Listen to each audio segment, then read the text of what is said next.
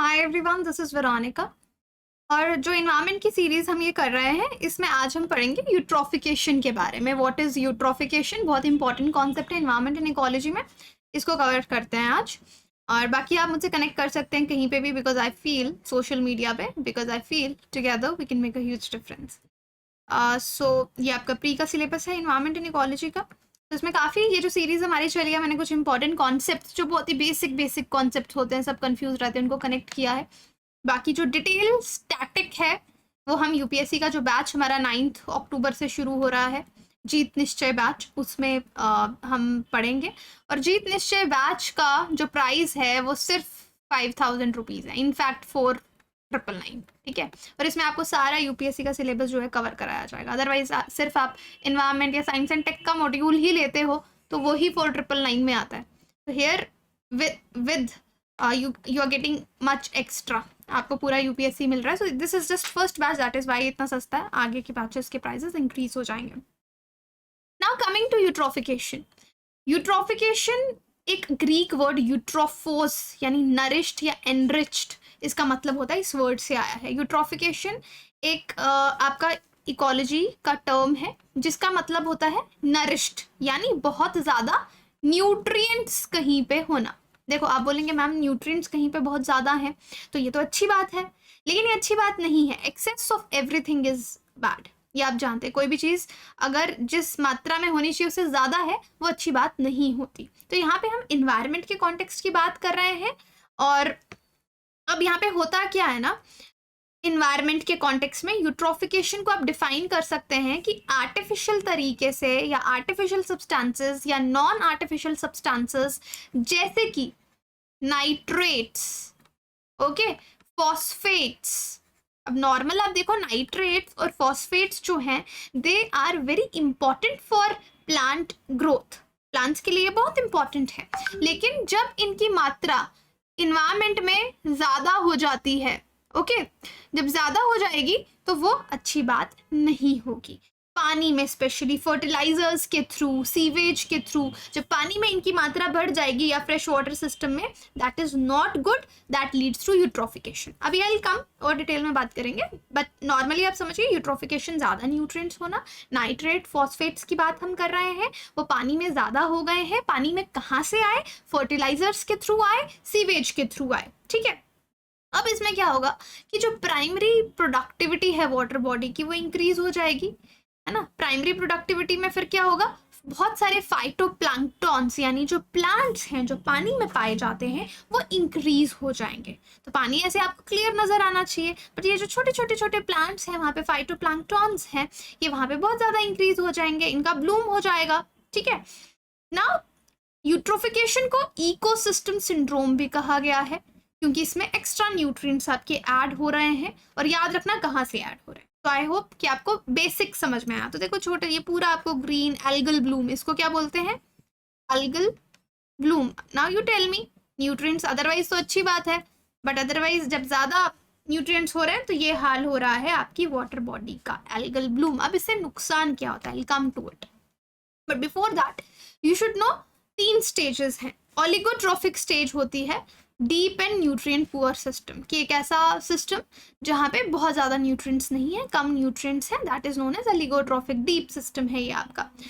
फिर अब पोल्यूशन होने लग गया इसी वाटर बॉडी में, ढेर सारे फर्टिलाइजर्स जो आप आगे पीछे आपके खेतों में डाल रहे हो, वो परकोलेट होके पानी में आने लग गए, सीवेज आपका पानी में आने लग गया, और आर्टिफिशियल ह्यूमन एक्टिविटीज की वजह से फर्टिलाइजर्स और बहुत सारे नाइट्रेट्स और फॉस्फेट्स पानी में ऐड होने लग गए। This is human pollution, anthropogenic pollution, ठीक है। अब ये जो स्टेज आएगी कि धीरे धीरे ऐड हो रहे हैं, न्यूट्रिएंट एनरिचमेंट हो रहा है, इसको हम बोलेंगे मीजोट्रॉफिक स्टेज, ओके। फिर जब ये ह्यूमन पोल्यूशन बहुत ज़्यादा हो जाएगा ना, उसे ये कितना क्लियर वाटर था, और आप यहाँ पे देख रहे हैं क्या हो रहा है, न्यूट्रिएंट्स जो हैं पानी में सैचुरेट होने लग जाएंगे, बैक्टीरिया डेवलप होने लग जाएंगे, इसको हम यूट्रॉफिक स्टेज कहते हैं। सो टाइप्स ऑफ यूट्रोफिकेशन अलग अलग है। आपका नेचुरल यूट्रोफिकेशन हो रहा है, नेचुरल यूट्रोफिकेशन में क्या होगा, न्यूट्रिएंट एनरिचमेंट होगी नेचुरल तरीके से, ठीक है। इसमें धीरे धीरे आपकी जो ओलिगोट्रॉफिक लेक है वो यूट्रॉफिक लेक में कन्वर्ट हो जाएगी। इसमें फाइटोप्लैंक्टॉन्स आपके इंक्रीज होंगे, जो मैंने आपको एल्गल ब्लूम का पिक्चर दिखाया, दिस वन ऐसा होने लग जाएगा। और एक्वाटिक वेजिटेशन जो है वो वहाँ पे काफ़ी ज़्यादा हो जाएगी। जो भी जू प्लैंक्टॉन्स या फिशेज वहाँ पे हैं, बहुत सारी फिशेज होंगी, जू प्लैंक्टॉन्स जो एनिमल्स पानी में है उनको ढेर सारा खाना मिलेगा। तो ये नेचुरल यूट्रोफिकेशन है। नेचुरल यूट्रोफिकेशन देखो क्या हो रहा है यहाँ पे, देखो ऐसा नहीं है कि 10 दिन में हो जाता है या 10 साल में हो जाता है, टाइम इन सेंचुरीज, मतलब इसमें कई 100 साल लगते हैं यहाँ तक पहुँचने में। बट अल्टीमेटली लोग, आप बोलेंगे कि फिर हमको क्या टेंशन लेने की ज़रूरत है, बट क्या अपनी आने वाली जनरेशन्स के लिए हम ऐसा वाटर सिस्टम छोड़ के जाएंगे? तो यहाँ पे पानी है, तो देखो ये सेडिमेंट्स कितने इंक्रीज होते होते आपका पानी बिल्कुल भी डीप नहीं रहा, जिससे किसको फ़र्क पड़ेगा? जो ऑर्गेनिजम्स पानी में रह रहे हैं उनको फ़र्क पड़ेगा। कल्चरल यूट्रोफिकेशन ये ह्यूमन एक्टिविटीज़ की वजह से होती है, और यहाँ पे मैक्सिमम यही सबसे बड़ा रीज़न है यूट्रोफिकेशन का। 80% नाइट्रोजन और 75% फॉस्फोरस लेक या किसी स्ट्रीम में हो जाती है। रीज़न इज़ ओवर पॉपुलेशन, ज़्यादा लोग हैं, ज़्यादा स्ट्रेस पड़ रहा है हमारे नेचुरल रिसोर्सेज पे। सॉइल जो है वो ईजिली इरोड होके पानी में जा रहा है, सॉइल डिपॉजिट्स वाटर बॉडीज़ में बढ़ रहे हैं, उससे कल्चरल यूट्रोफिकेशन हो रहा है। Now see the same thing is happening. और इसमें तो नेचुरल यूट्रोफिकेशन मैंने आपको कहा कई 100 साल लगते हैं, फाइन, क्योंकि नेचुरल तरीके से हो रही है। कल्चरल क्योंकि ह्यूमंस की वजह से हो रही है, कुछ डिकेड्स, 10 साल में भी हो सकता है, 20 साल में भी हो सकता है, एंड दिस इज हैपनिंग। मतलब आपका सिस्टम फास्ट फॉरवर्ड हो गया नेचुरल यूट्रोफिकेशन का। तो कॉजेस मैं आपको ऑलरेडी बता चुकी हूँ, फर्टिलाइजर्स, नाइट्रेट्स, फॉस्फेट्स, इन्हीं के थ्रू जाएंगे। सीवेज जा रहा है, डिटर्जेंट्स जिससे कपड़े धोते हैं आप, वो पानी में जा रहे हैं, लोग नदी के किनारे जाके कपड़े धोते हैं। इंडस्ट्रियल, चलो लोगों के कपड़े धोने से तो कम जाएगा, बट जो इतनी बड़ी बड़ी इंडस्ट्रीज हैं उनका डिस्चार्ज सारा पानी में जा रहा है, उसकी वजह से यूट्रोफिकेशन होगी। तो ultimately what is happening, nutrient, जब आंसर राइटिंग में कहीं पे आए तो इस तरह का डायग्राम आप बना सकते हैं। न्यूट्रिएंट लोड, ज़्यादा न्यूट्रिएंट्स आ रहे हैं, तो न्यूट्रिएंट्स, अब देखो क्या साइकिल है, बहुत सारे न्यूट्रिएंट्स आ गए, किस वजह से आ गए? Now you know that, comment section में बताओ किस वजह से आए। फिर जब बहुत ज़्यादा न्यूट्रिएंट्स आएंगे तो प्लांट्स को ढेर सारा खाना मिलेगा, ढेर सारे प्लांट्स जो हैं वो ग्रो होने लग जाएंगे, ठीक है। Plants will flourish, these pollutants cause aquatic plant growth, weeds जो हैं वो ग्रो होने लग जाएंगे।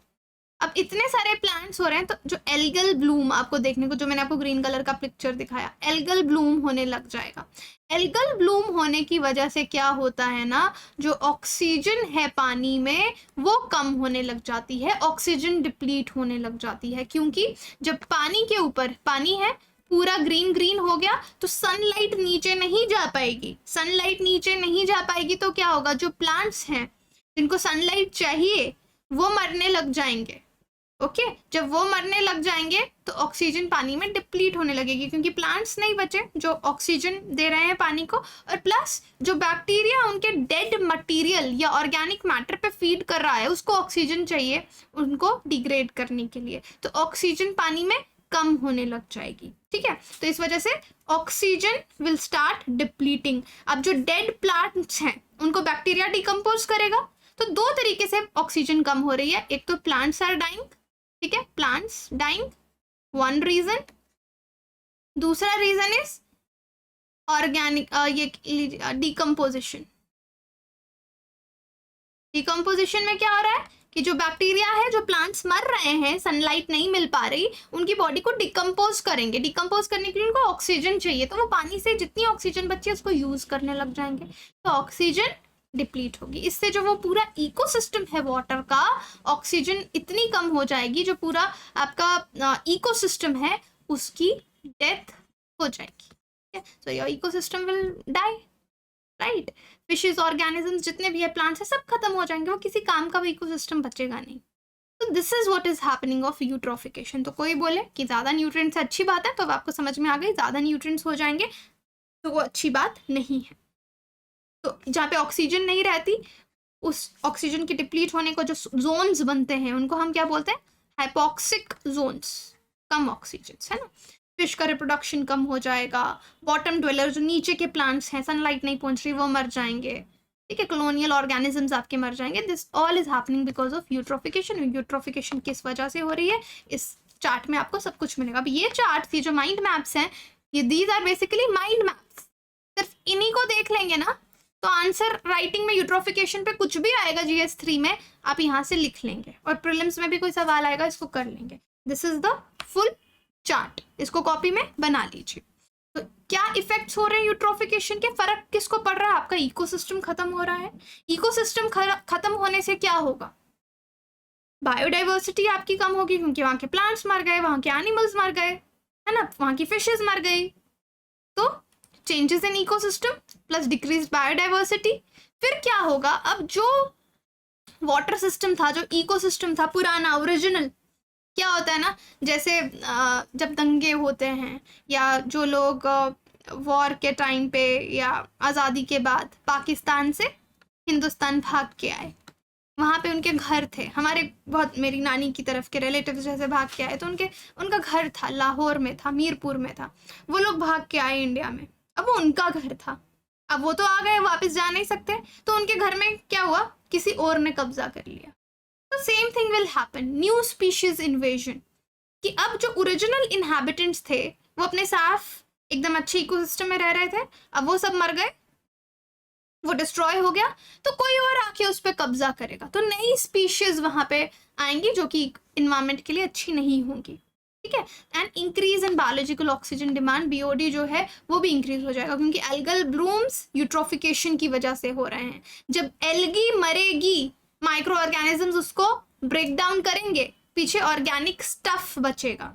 अब ये जो बैक्टीरिया, इनको बहुत सारा ऑक्सीजन चाहिए सर्वाइव करने के लिए, तो इससे बायोलॉजिकल, क्योंकि ऑक्सीजन डिप्लीट हो रही है तो बायोलॉजिकल ऑक्सीजन डिमांड इंक्रीज होगी, तो एक्वाटिक लाइफ के लिए this is not good.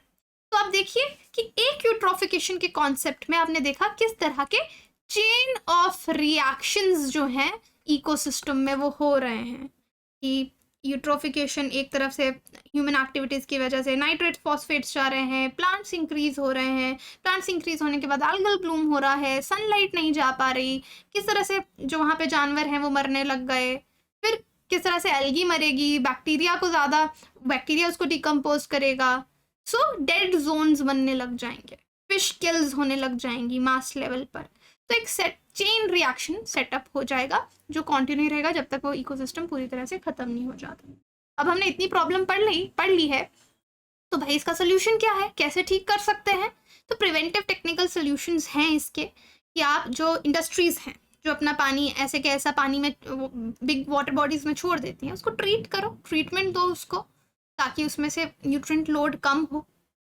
Harvesting, nutrient cycling is very important. Eutrophication जो है can be reduced by removing nitrogen phosphorus, जो सोर्स आप पानी में छोड़ रहे हो उसमें से नाइट्रोजन फॉस्फोरस को रिमूव कीजिए, है ना। अगर एल्गी मर रही है कहीं पानी में, डिकम्पोज हो रही है, उनको रिमूव करना चाहिए, मैनुअली रिमूव कर सकते हैं। एल्गल ग्रोथ को कंट्रोल कर सकते हैं। केमिकल प्रेसिपिटेशन के मेथड्स हैं, एलम, लाइम, आयरन, ये सब यूज़ कर सकते हैं कि हम प्रेसिपिटेट आउट कर लें इसको। प्रेसिपिटेट आउट यानी वहाँ से बाहर निकाल लें, पानी वहीं रह जाए, बाकी चीज़ें बाहर निकल जाए। न्यूट्रिएंट्स को एलिमिनेट कर सकते हैं। कोई भी न्यूट्रिएंट है उसकी केमिकल प्रॉपर्टीज़ हैं, तो केमिकल रिएक्शंस इस तरह से फिजियोकेमिकल अप्रोचेस लाके, ठीक है। जैसे फॉस्फोरस, ये इंपॉर्टेंट है आपके प्रीलिम्स के लिए, फॉस्फोरस रिमूव किया जा सकता है प्रेसिपिटेशन में। नाइट्रोजन रिमूव किया जा सकता है नाइट्रिफिकेशन से, डीनाइट्रिफिकेशन की जा सकती है, electrodialysis, reverse osmosis, ion exchange, ये सब मैकेनिज्म्स हैं जिससे हम इनको रिमूव कर सकते हैं, ठीक है। तो ये आप इनको नाम ही याद रखो किस तरीके से अब ये प्रोसेस होते हैं, फिलहाल उतनी डिटेल में जाने की ज़रूरत नहीं है। तो thank you so much, I hope आपको यूट्रोफिकेशन पूरा समझ में आएगा। अभी भी कोई डाउट आप मुझे सोशल मीडिया पे कनेक्ट कर सकते हैं। बाकी अगेन जीत निश्चय बैच में I hope to see, because मैंने सिर्फ 50 स्टूडेंट्स यहाँ पे लेने हैं, मोस्टली काफ़ी बच्चों ने फॉर्म भर दिया है, but still there are still some seats are vacant. So this is the first batch and the only batch which will cost 4999। इसके बाद जो हम नेक्स्ट बैच लॉन्च करेंगे, ऑफकोर्स इतने में लॉन्च नहीं करवाएंगे, हमारे लिए भी सस्टेनेबल नहीं है, बट बिकॉज ये प्रॉक्सी कैन का फर्स्ट बैच था and first batch is special, that is why 4999। Thank you so much.